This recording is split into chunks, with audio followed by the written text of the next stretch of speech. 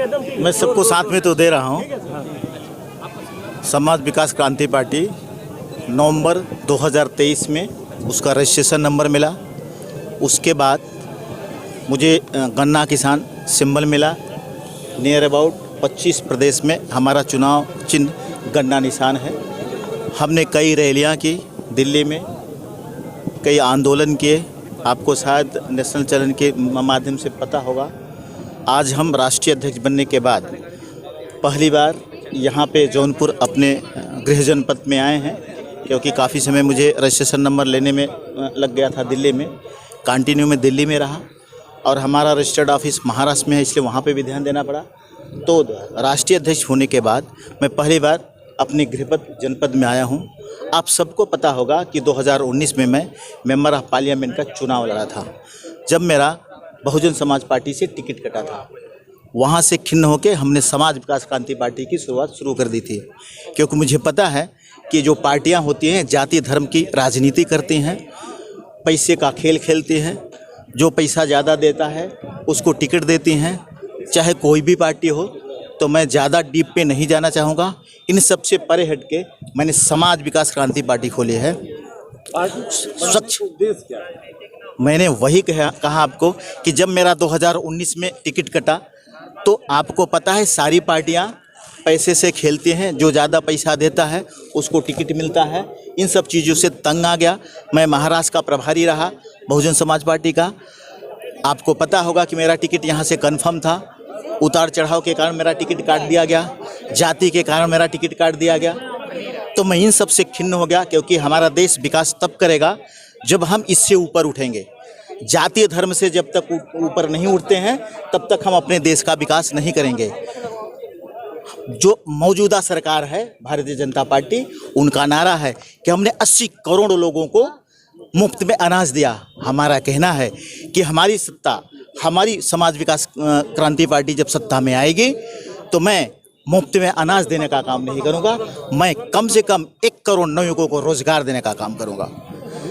Bharatiya Janata party कहती है कि हम विदेशों से नोटबंदी करके विदेशों से पैसा मंगाने का काम करेंगे। 14 लाख रुपए हर जनता के खाते में जाएंगे। हम इनसे परे हट के बात करते हैं। हमें किसी को लालच देने की ज़रूरत नहीं है, किसी के खाते में मुफ्त का पैसा देने की ज़रूरत नहीं है, किसी के घर में मुफ्त का अनाज देने की ज़रूरत नहीं है। हम किसी को भिखारी नहीं बनाना चाहते हैं, हम किसी को अपंग नहीं बनाना चाहते हैं।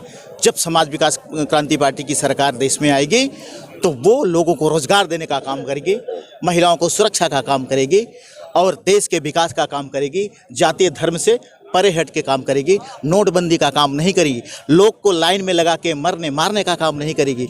लोगों के एक दूसरे से लड़ाने का काम नहीं करेगी। समाज विकास क्रांति पार्टी का दावा है कि 2024 में ना एनडीए की सरकार बनेगी, ना इंडिया की सरकार बनेगी।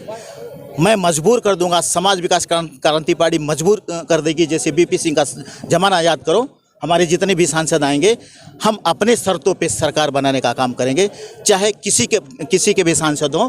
लेकिन हमारे सांसद जो जीतेंगे किसी की सरकार बनने नहीं देंगे। न इंडिया के गठबंधन की सरकार बनेगी, न एनडीए की गठबंधन की सरकार बनेगी। कितनी सीटों पर आप प्रत्याशी लड़ा रहे हैं? कितने प्रत्याशी? 16 प्रत्याशी की घोषणा हो गई। 5 को मैं वापस दिल्ली में 5 अप्रैल को मैं 52 कैंडिडेट को घोषणा करने जा रहा हूं। फिर 15 अप्रैल के पहले 100 कैंडिडेट की घोषणा कर दूंगा।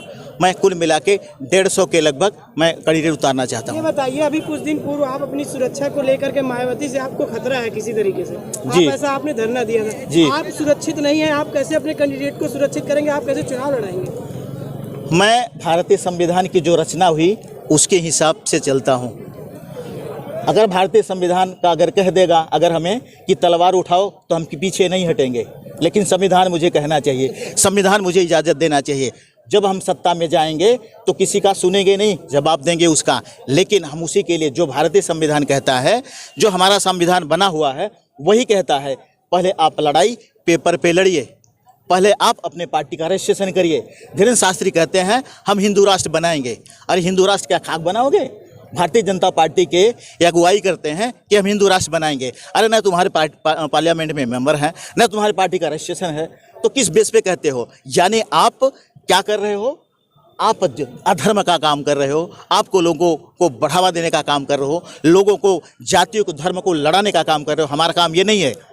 अशोक सिंह राष्ट्रीय अध्यक्ष समाज विकास क्रांति पार्टी जिस दिन सत्ता में आएगी 2024 का, जैसे मैं बता रहा हूँ, तो हम अपने हिसाब से भारत का कैसे उसको देखते हैं? नहीं उसकी मेरे हिसाब से जो दिख रहा है वो सही नहीं है। मैं कई से क्या सही नहीं? बिल्कुल हत्या उसकी मुझे ऐसा लगता है उसकी हत्या की गई है। मुझे ऐसा लगता है, अब ये मैं कैसे, मैं प्रशासन में तो हूँ नहीं, मैं तुमने पुलिस डिपार्टमेंट का तो हूँ नहीं, ये सीबीआई का काम है। क्योंकि जो आदमी कभी ऐसा बीमार इस अभी तक तो नहीं हुआ कि उसकी अचानक मौत हो जाए। अगर कोई मुझे मार के फेंक दे, जो उन्होंने अभी भाई साहब ने कहा, मीडिया कर्मी ने कहा कि आप अपनी सुरक्षा की मांग कर रहे हैं, हमने कह दिया, हमने अपने परिवार को आगाह कर दिया कि अगर मेरी मौत हुई तो मेरी मौत ऐसे नहीं होगी, मैं मार के फेंक दिया जाऊंगा। इसलिए मैं सुरक्षा की बात कर रहा हूं। तो उसका जिम्मेदार कौन होगा? ये भारतीय कानून जो बना हुआ है, जो संविधान बना हुआ है, उसका प्रशासन जिम्मेदार होगा। खतरा है बहन मायावती से? उनके गुंडों ने हमारे एक राष्ट्रीय महासचिव पे नोएडा में उसका एफआईआर है, कंप्लेन है। एफआईआर नहीं हो रहा था, उसके लिए हम डिस्ट्रिक्ट कोर्ट में गए हैं, हमारे पास पुरावा है, हम कोर्ट में गए हैं। कहाँ से इतनी बात बिगड़ गई मायावती से? अब हर चीज़ें खुल के नहीं की जाती हैं, कुछ चीज़ें। आप बसपा के बैनर तले चुनाव भी लड़ चुके हैं, फिर कहाँ से? बिल्कुल देखो, लोगों ने कहा कि स्वामी प्रसाद मौर्य पे ऐसा क्यों नहीं हुआ, बाकी लोगों पे कैसा ऐसा क्यों नहीं हुआ। हमारा कहना है कि मैं मायावती के इतने नज़दीक था अंदर से कि कुछ राज मैं जानता हूँ जो मैं बताना नहीं चाहता, कोर्ट में बताऊँगा। कुछ चीज़ें ऐसी हैं जिसका डर है उनको, चाहे वो किसी चीज़ का ले लीजिए। तो सामना अशोक सिंह कैसे करेंगे? बिल्कुल कर रहा हूँ, इसलिए तो मैदान में आया हूँ। अगर मैं डरता तो मैं पार्टी बंद कर दिया होता। अगर मैं डरता तो चुनाव चिन्ह लेता ही नहीं। जौनपुर लोकसभा से आप खुद लड़ेंगे? बिल्कुल, मैं 73 लोकसभा जौनपुर सदर से मैं खुद लड़ रहा हूं। बाकी मेरे 15 कैंडिडेट घोषित हो चुके हैं, बाकी 52 मैं 5 तारीख के पहले कर रहा हूं। कैसे देखते हैं आप जौनपुर लोकसभा को? यहाँ से बीजेपी ने कृपाशंकर सिंह को उतारा है, वो भी महाराष्ट्र में। सपा ने भी प्रत्याशी घोषणा नहीं की है। आपको पता है कि कृपाशंकर सिंह जी का, आपको ये पता होगा कि कोरोना पीरियड जब चल रहा था, जौनपुर की मिट्टी के कहते हैं अपने आप को, तो कहाँ थे उस कोरोना पीरियड में? कहाँ थे ये कृपाशंकर सिंह जी? जब जौनपुर के लोग एक दूसरे से मेल मिलाप कर रहे थे, तो ज़मीन पे नहीं है कृपाशंकर सिंह, उड़ के आए हैं और उड़ के चले जाएंगे। हमारी लड़ाई भी उन्हीं से है, और ख़ास करके मैं इसलिए लड़ रहा हूँ कि मुझे कृपाशंकर सिंह को हराना है और मुझे विजयी होना है। चुनाव आता है, बड़े उद्योगपति आ जाते हैं, बड़े आईएएस अधिकारी आ जाते हैं, चुनाव जैसे गायब। आप मेरा नाम उद्योगपति में, आप मेरे नाम से उद्योगपति गिन लीजिए, जोड़ लीजिए। 2019 का जब चुनाव हुआ था, लोगों को लगा था मैं यहाँ से भाग जाऊँगा, लेकिन आपको पता है कि मैं कोरोना पीरियड में क्या काम किया है। आप ही मीडिया वाले लोग हो, आपको पता होगा, हम कभी यहाँ से भागे नहीं। सिद्धार्थ टूपन में मैं रहता था, अभी भी वहीं मेरा कमरा बुक है। 1-1 रुपये सबका दिया हूँ, किसी से भाग के नहीं गया हूँ। तो मेरा रिकॉर्ड रहा है कि मैं कभी भी यहाँ से भागने का काम नहीं किया हूँ।